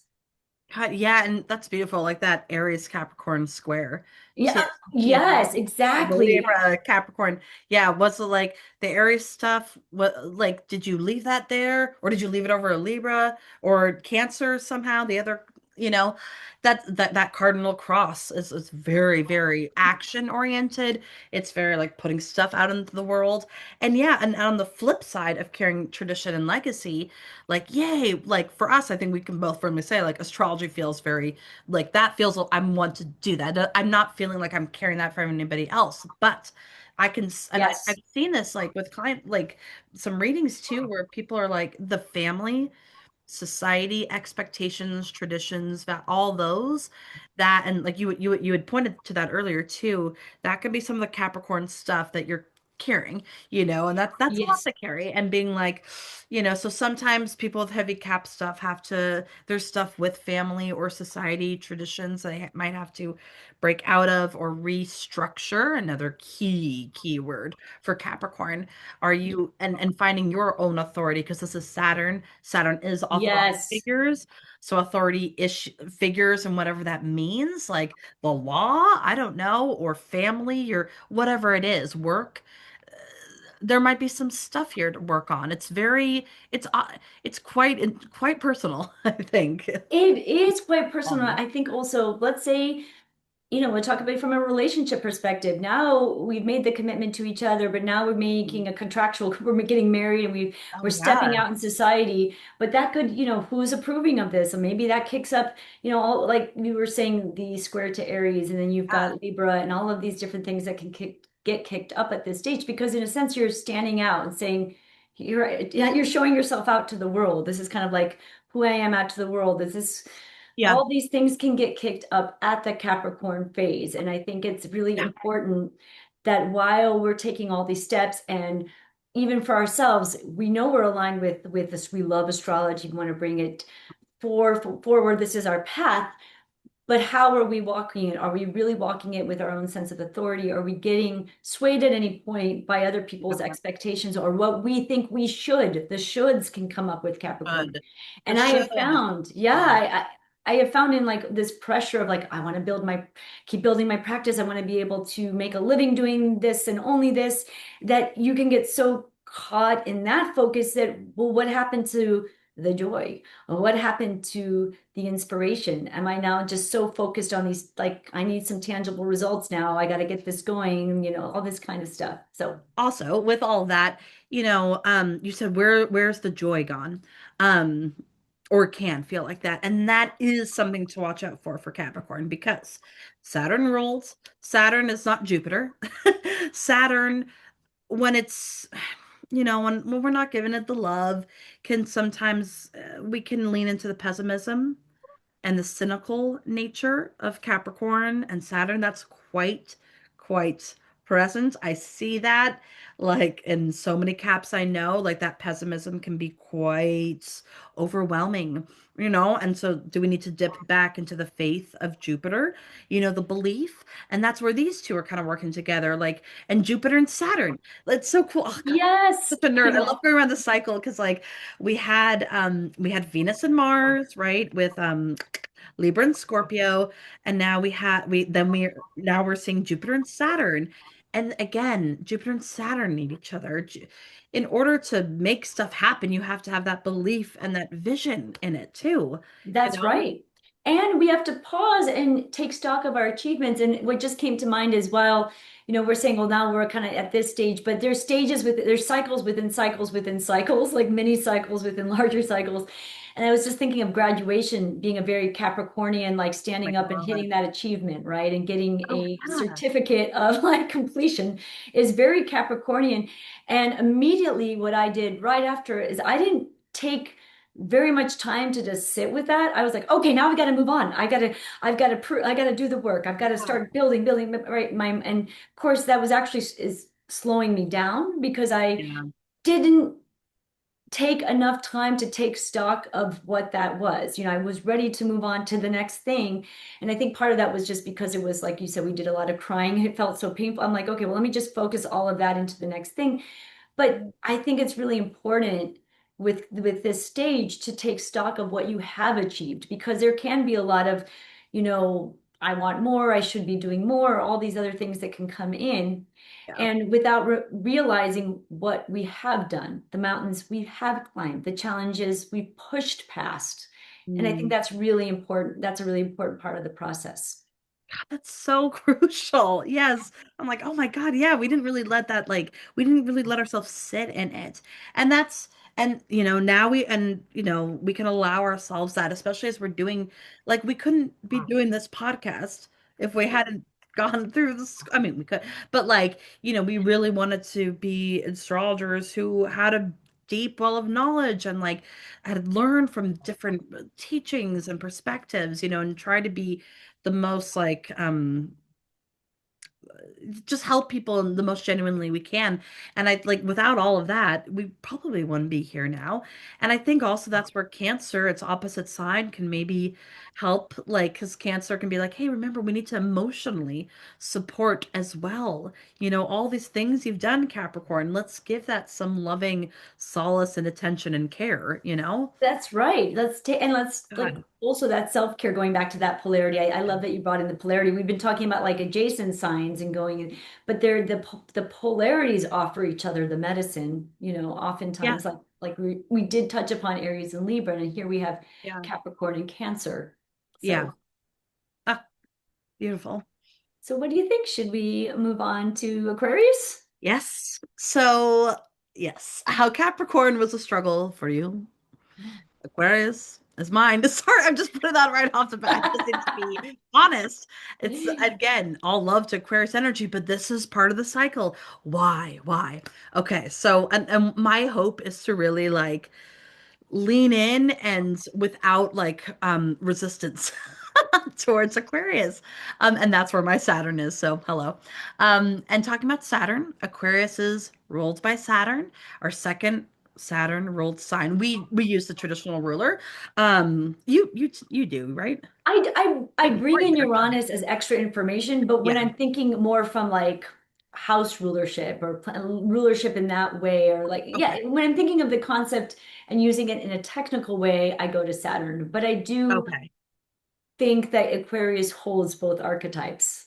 but Okay, great. if that makes sense. But anyways, okay. It does. It does. Yes, I was like, oh, I just spoke for you there. Sorry. No, Um, you can go for it. I love Saturn as the ruler of Aquarius. I think it brings a lot of really cool stuff up. And so this is our final air sign of the zodiac, and this is our final fixed sign of the zodiac. So this is fixed air. So God, that's like winter time over here, right? We just got out of Aquarius season. We're in Pisces season now. So fixed air, and the air signs again, objective, we're thinking, we're conversing, stimulating the mind. But Aquarius has a little bit of a different edge than Gemini and Libra. There's a little, I think there, it feels like there's a little bit more weight as well here because of the Saturn rulership, because of its fixity, and people, it's so interesting. Like Aquarius, like we've gone into so many conversations about it at AU because of the two rulers, the co-rulers, because there are some folks who really see Aquarius as like, yeah, I'm eccentric and I'm different and quirky. I'm gonna blow it all up. And then others who are like, yeah, but also remember this is a Saturn ruled sign. Maybe, so it's interesting because so already it's like provoking a lot of discussion for it. So, It doesn't fit the mold. Yes, yeah. and I agree with you. I think this is while it's an air sign, there's a weight to it for sure. And I think that I don't just use, I would never just use Uranus, I think, because I think that while there is that element in there of not fitting the mold, of being at least looking at things from a different perspective, I think it doesn't necessarily, it's not an archetype that necessarily just blows everything up to blow everything up. But the image that comes to mind always for me with Aquarius is, you've climbed to the top of the mountain with Capricorn. Now you're at the top of the mountain. What does the air feel like there? What does the view look like from over there? And Aquarius is this kind of far reaching, big picture in a different way than Sagittarius. Like I can see out. I have a perspective that I can see from this whole, like, imagine like when you're looking down from a tall mountain, everything looks different, right? Everything looks a little Yeah. bit more equalized, whereas when you're down in it, everything is, you can see all the differences and the nuances. From pulled back, everything, there's kind of an equalizing. The air is very crisp up there in the Mhm. mountain air is very, it's invigorating. And I think Aquarius is a very cerebral sign, but Oh, there's, yeah. and I think it's also, to your point, it brings up a lot of controversy because while there's a strong sense of being authentic and an individual, right? The being free to be you there Yeah. and being autonomous, it is also collectively inclined. It's like Yes. the sign of of humanity. So there is that mix of the individual and humanity. It's like Hmm. we're sometimes people say nobody's important with Aquarius, and I think really, but it's more like everybody's important equally. Like everybody is equally important. I don't know. That's kind Yeah. of what comes to mind with Aquarius. I agree, and that's what I've seen with heavy Aquarius folks is that they're quite concerned about the collective and like how this is impacting the system, everybody at hand. It may not always feel like warm because there can be a little bit of a distance, a coldness, but sometimes not. See, that's why it's such an interesting sign. It's kind of like it can be like friendly and kind of talk with anybody. It can be open to like all walks of life or kind of be interested. And then it is the opposite of Leo, which Leo is about on the most simplest of terms, me, Aquarius, you. But I agree. I actually think it's much more nuanced than that. Yeah, and as you were saying, a lot of people are like, "Oh, Aquarius thinks no one, everyone's special, and no one is." Right, I don't right. know. I don't know if it's as cutthroat. Maybe for some, of course, but it still has that Leo. The polarities are in each other. Oh, You know? absolutely. Because I think that it can be there's the ideal, right? I think, Mm, we think of idealistic in different ways. I mean, it's not the idealism of Pisces, it's an ideal of like everybody should have equal rights. Everybody should yeah. be able to be a human being with the same right, with that, there's that kind of ideal, right? Mm, But I also think, and so there's that, again, we can hear that individual. Everyone should have the right to be an individual with equal rights. Like, yeah. that's what keeps Yeah. coming back to There we me. go. But it is a fixed sign though. So even though, there's this we associate with out of the box thinking, progressive thinking, really open to these kind of new ideas, new ways of seeing things, there can be a fixity to Aquarius where it's like whatever that ideal or that way of thinking is, it can get really unyielding. And so let's think a bit Yeah. think of this in terms of the process where we are. So one thing, you know, let's say now we're moving from Capricorn to Aquarius. So what do we have to give to our community? We know maybe we've established ourselves a little bit. We've kind of made a little bit of our mark in the world, or we're yielding some tangible results, but how are we giving of ourselves to the community or outreach? What's bigger than our own personal ambitions, our own drives that are moving us forward? I think Aquarius kind of thinks big picture in that way, in Hmm. community. Hmm. And I see a lot of friendship between just the signs themselves of Aquarius and Sag. And that Yeah, I'm saying that because it's the kind of sparked sextile, the sex yeah. style. I love sex styles. And it's very interesting to see fire and air, always kind of working together here. You can really see why they might have an inherent compatibility. You can see why that's there. And like the reason for that is like when you said like with standing on the mountain, like that crisp, fresh air. And we talked about that too with Sag, like coming up, getting the broader perspective. And that was like, that's kind of like the vision, and then Capricorn and structure. And then again, we need some air. So it's kind of a nice little reprieve that we offer one another there. And I think like if you like whatever you're getting passionate and fueled up in Sag lands, and then maybe working on it away in Capricorn territory, right? And now, as you're saying, like Aquarius brings in the community, maybe also remembers, oh wait, this is what we were fighting for, because Aquarius can also like Virgo, they have an interesting little affinity, Aquarius and Virgo. I absolutely, like I'm always seeing that. I'm like, interesting. Um, like Virgo, kind of seeing what could be improved, but maybe more so even on like the larger scale. You know, like these systems, these structures that maybe Capricorn, excuse me, put in place are no longer creating equal quality for folks. And I think maybe we've been witnessing that in literally I don't know, the past while here. Like we've literally seen the astrology at play.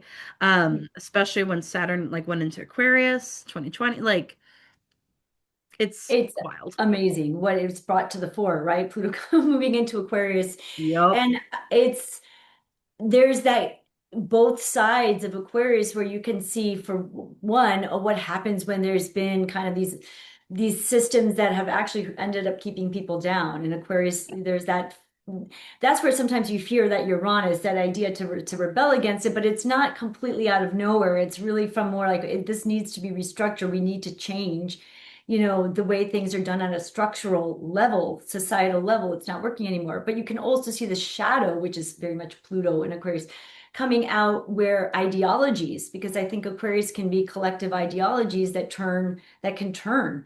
You know, what Yeah. happens when you have an ideology of one way of thinking that's unyielding, that's actually in the end, while it might have started as an ideal that could help humanity, what happens when it gets so stuck and it actually isn't doing that? That's another thing I've been thinking a lot about with Aquarius, like these ideas that, you know, if you think of like communism as an Yeah. ideology, that the idea in itself, you know, might be not such a bad idea, but in actual Right. practice, it doesn't work that way, right? So, Right.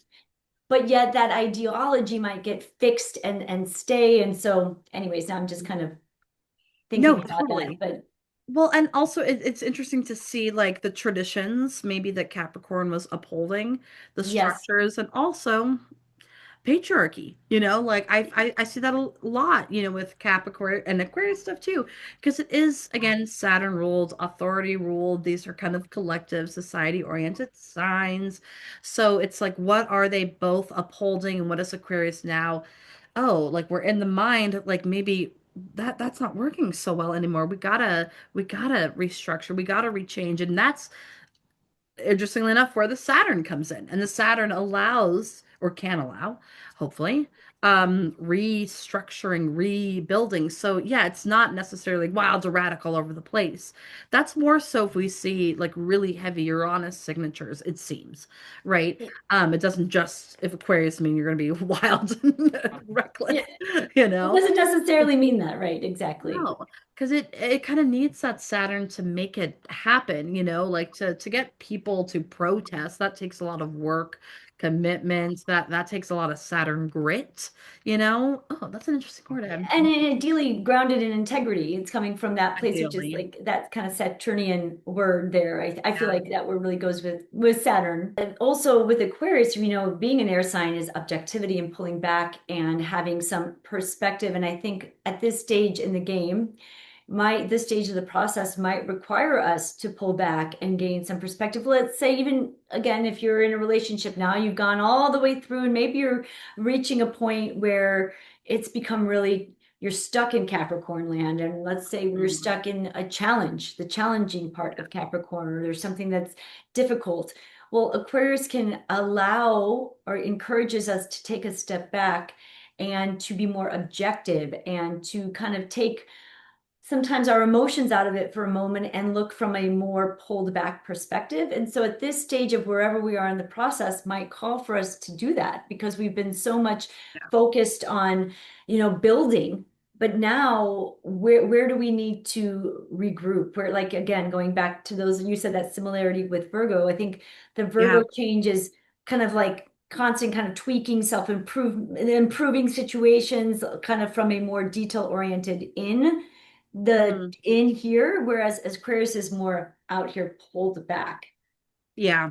That's beautiful. I think discernment, detachment, they can be really helpful tools there. Yeah.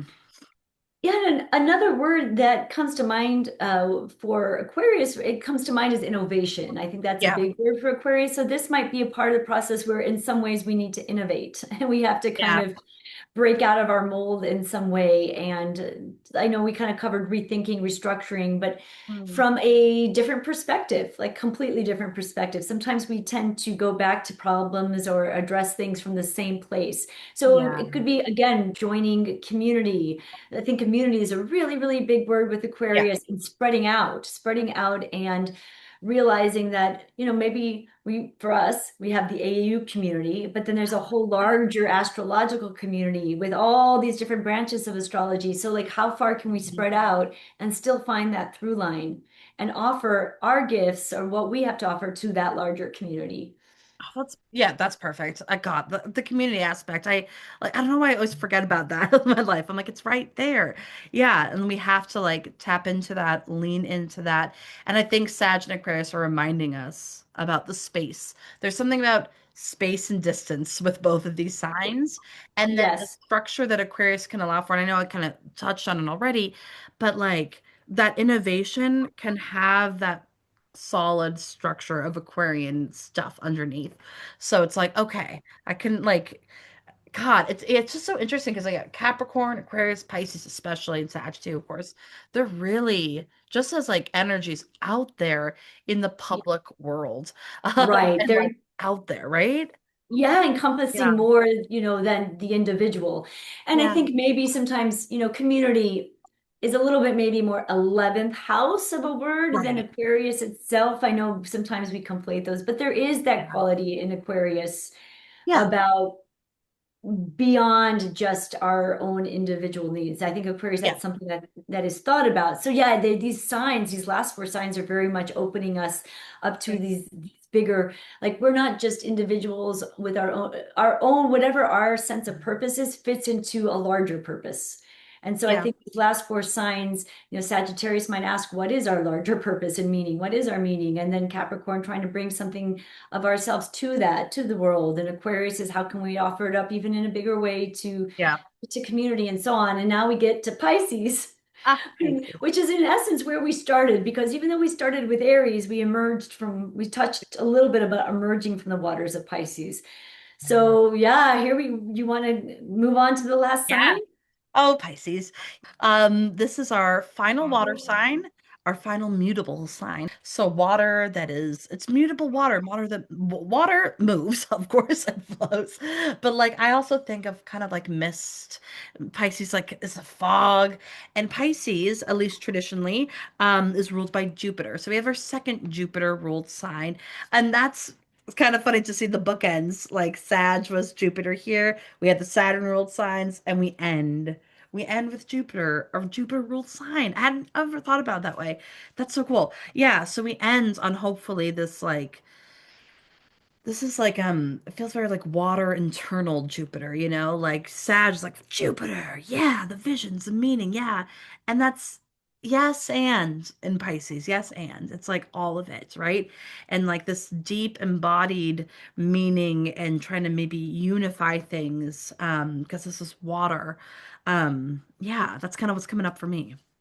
I like the unifying of things and kind of this is a stage that can be, we've come to the end of a process. So that doesn't necessarily mean like, the end of, let's say we're talking about our astrological journey, the end of being an astrologer, but the end of there's some kind of iteration of this, how we are in this Yeah. process that is calling to kind of dissolve and or there's some place that we need to find acceptance or something in this stage which needs to go beyond and beyond what we have seen ourselves the whole time. It's like, in a way, Pisces is a sign about illusion as well, right? That there's a sign. So all of these things we can have been working towards and building and doing, you know, there's an illusory quality to it. There's something that's more that we need to kind of go into. I don't know. It's hard. We're in Pisces land, so it's I hard to know. really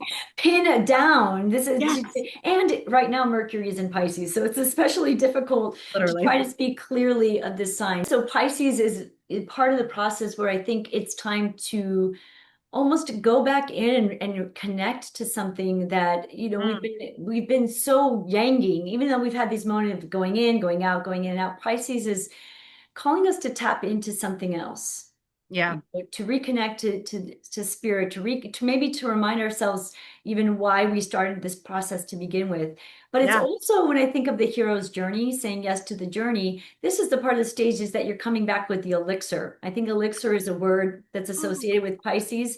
So while Sagittarius, we're coming back with the knowledge, right? The wisdom to share. There's something with Pisces as there's a healing. The word healing also goes with this with Pisces. So maybe this is a part of our process where we help to heal others or we're healing ourselves. All these kind of words that come to mind with Pisces. Well, and especially like all this stuff has been happening and sat like ever since we entered, I mean, the whole time, but like ever since we entered Libra onward, there's a lot of action, there's a lot of structures and fight like principles and this and that and that and that, right? Especially with all the Saturn too. And yeah, like we're coming maybe hopefully to this place of healing and like Pisces is very much about like try to tuning into allowing and acceptance. And of course, that can go a little bit over the top if we're being really really porous with our boundaries, which Pisces can be, because this isn't a sign that's necessarily interested in the containers that Aquarius and Capricorn we're interested in containers and building and structure. Boom, boom, boom, boom. And that it's like literally building stuff and critiquing and improving and this and this and this. It's like I don't want to be like it's like, hey, relax, chill, because that doesn't really speak to the nuance of it. But Right, right. it is tapping into what you're suggesting too of like and I always fear of like stereotyping Pisces with like mystical spiritual because it's not just that, but it is a big piece of it. And at least I think it can serve like at least as like a reminder, and mystical spiritual whatever practices, it doesn't even have to be that. I think at the bottom of it is like what is connecting you to some kind of meaning, to some kind of purpose, because this is Jupiter ruled, and Jupiter is about like that meaning and the purpose. And again, we're kind of hopefully maybe coming back to faith, hope, optimism. I know those maybe not necessarily the Pisces words, but if I'm thinking about the Jupiter rulership of it, right? And kind of honing in on that because that's a lot of work we were just doing in Aquarius and Capricorn. That's a lot of work. right? Yeah, absolutely. And maybe there's an awareness at this stage, wherever, whatever we're at the end of this cycle, there's kind of a completion point, a letting go, an acceptance, and there might be an awareness of kind of the sacrifices that we've made Ah, along the way in this process. There's something that at this stage maybe needs to be let go of. And mhm. maybe the whole cycle, maybe this iteration, maybe this whole journey, maybe we're starting a new journey, maybe this is the end, but maybe it's just the end of this kind of, like I said earlier, this iteration of ourselves. But there is something that's being called to let go, to be released, and to, you know, anytime we think of the hero's journey, there's kind of an ego here, like the healthy ego going out to individuate and become oneself, right? But even that is its own, like we are our own person, but there's an illusory quality to that. We're more than that. And Pisces, I think, is calling us to connect to that. And so this journey, when we get to the top of the mountain and we've done all these things and we've had these accomplishments, we're part of the community, maybe we're a respected part of the community, or whatever it is, or we've climbed the ladder at our job and now we're, not just the CEO, but we're like we're being able to give back. We're doing philanthropic work. I think of that with Aquarius too. But at a certain point, all of that, you go, all right, well, what was this all for? What is more than me? I have given all that I can. I've come to the end of this. There's something that is calling to be released or to be accepted. And I keep using those words, but But it's true. Yes, because I think it's so prominent with Pisces, and okay, stay with me. Okay. Obviously, I'm not saying Pisces is a realistic oriented sign by any means, but it is interesting. This is what's fascinating to me about astrology and the signs. Like, oh my God. Because Pisces can show us where we've held people or things, ideals on pedestals, where we've looked through things with rose-colored glasses, Yes. where the fog was hiding stuff. And it's like either we can stay kind of completely disillusioned, and then in a weird way, like, because I'm experiencing this and the stuff that's been in Pisces and then now has entered Pisces. That was work life and now it's entering like relationships and like particularly my romantic life. And it's just been like, fuck. So like just like, wow, like I knew it, but I think maybe I'm allowing and trying to accept. It's so fucking hard though. Allowing and trying to accept what was real, what wasn't real, what, Yes. right? And so in a weird way, it's actually showing me what I've been missing or not, or kind of refusing to accept, refusing to kind of, I was like, well, I'm just going to drive through this fog anyway, and hopefully I won't drive over the cliff. But I Yeah, have, I'm just right? But right. No, I love that. I'm And so like, I think I see I love. This right? has been our whole thing, coming up with different ways to look at it that Yeah. might not always be so obvious. So yes, while to your point, your Pisces is not a realistic sign, there is a reality, in a Yes. sense, the illusion to be able to look at what is illusory is a reality check. Yes. It's like, So wait, what? yes, and to be able to accept that. And so Yeah. this just made me think of how, we're saying there's cycles within cycles within cycles. Mm, Even coming to the end of our journey as students specifically, and how we were crying and letting that all go. There's an acceptance that this is the end of this stage of the road. And we ooh, have to, there was a part that wanted to hold on to that. Didn't want yeah. to let that go, wanted to stay in that AU community in Aquarius and we're still part of the AU, but we're not the students anymore. This No. isn't that phase has, I mean, we're students in other ways. We can be students, but we're not in this iteration. And that was a difficult thing to accept. Yes. So I think that we really went through that Yeah. Piscean kind of letting that part go. And it wasn't overnight, did not happen overnight. And No. having kind of compassion for ourselves in allowing it's not an easy thing to let that go. And so all of those things I was just thinking, we actually went through that together, you know. Did. Oh my God. It's like, yeah, and That maybe that's ending. fuck. It was Yeah. like so obvious, but yet totally in true Piscean form, I didn't see it right in front of me. Like, like, hello. Literally, Yeah. literally. And that's why I'm like, okay, Pisces, okay, like there's, it's hard to like always put into words or grasp because you really do have to like feel it. You can't force it, you Right. know? But and there is something I think with like a lot of like the water and fire signs, particularly like symbols coming up. And I think that's where we get that mystical stuff with Pisces or spiritual stuff is like maybe trying to pay attention to the synchronicities that happen in your life, or at least being open to Yes. being being open to not knowing what you don't know, being like, what don't I know? And try not to force. It's like so easy to be like, well, don't force, but try to allow. Well, it's easy to say, hard to do, right? And I think that's kind of Pisces territory, and it is contradictory. Like they're the fishes, like it's a kind of a graphic, visceral, animal. Like there's a right. Yes, and you're immersed in it's a deeply feeling sign, unlike while Cancer is a deeply feeling sign, at least it has the shell, and Yes. Scorpio has its defenses, right? Uh-huh. Like we, Yeah. but Pisces is very permeable.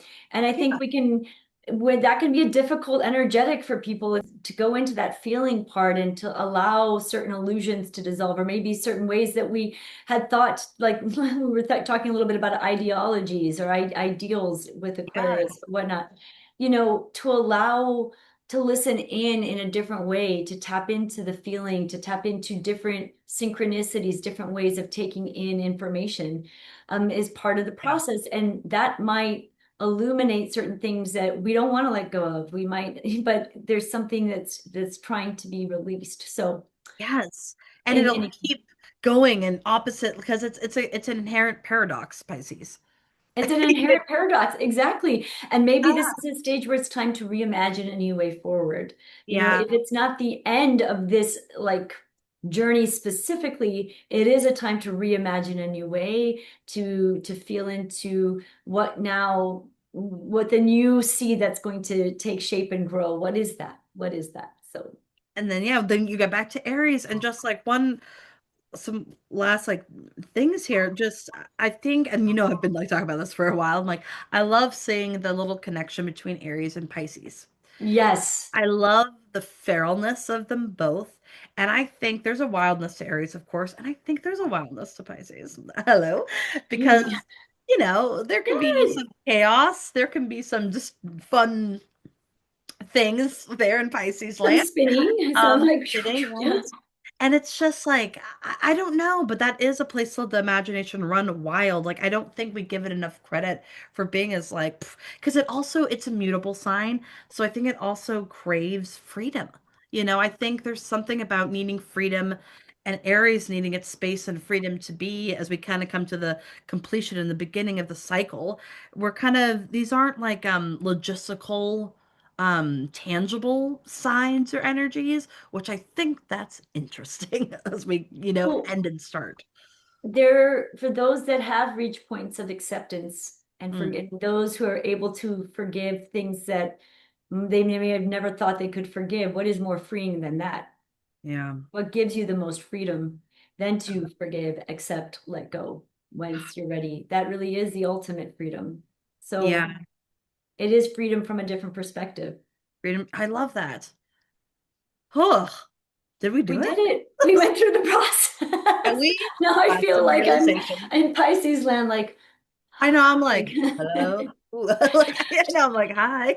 I can't, I'm like, uh, yeah, I'm like almost lost for words because I'm just, I'm at a loss uh, for words too, and I think that's an interesting place to end. But yeah, I hope that in doing this with this process with you, for those who are listening, that that's something that you can take something from this and kind of contemplate again, if wherever you are in your life, whatever things you've started, or maybe you're somewhere in the middle or towards the end, there's something you can take from that and think, okay, where am I? What archetype, what sign might be really coming forward for me? Or where do I seem to keep getting caught or challenged?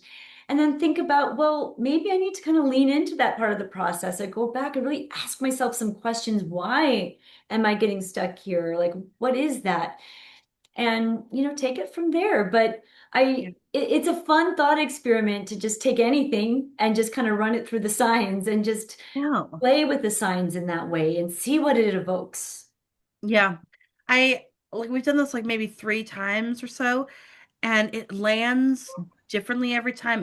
And I remember the first time we did this exercise and it was quite emotional for people. Remember, we did it in a shared group at the retreat and there were tears and that was so nice because it was so great to see people cry. No, but like but just to like share and get fucking real, hey, and like even this time around, I'm like I'm gonna really reflect on this. There's so much here that we even unpacked for ourselves.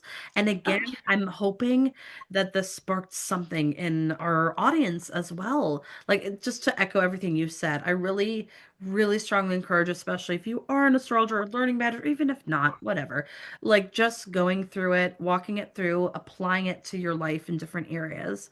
And if there's a sign that you're like, oh, that's kind of interesting, learn about it. That's a sign. It's a sign. It's a sign.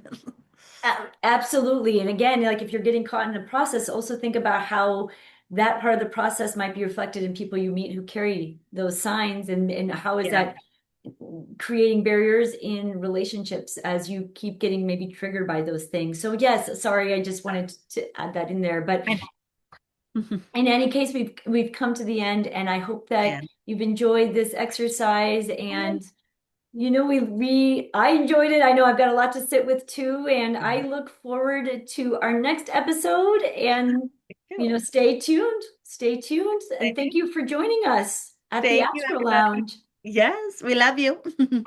To the next time. The next time. Bye. Bye.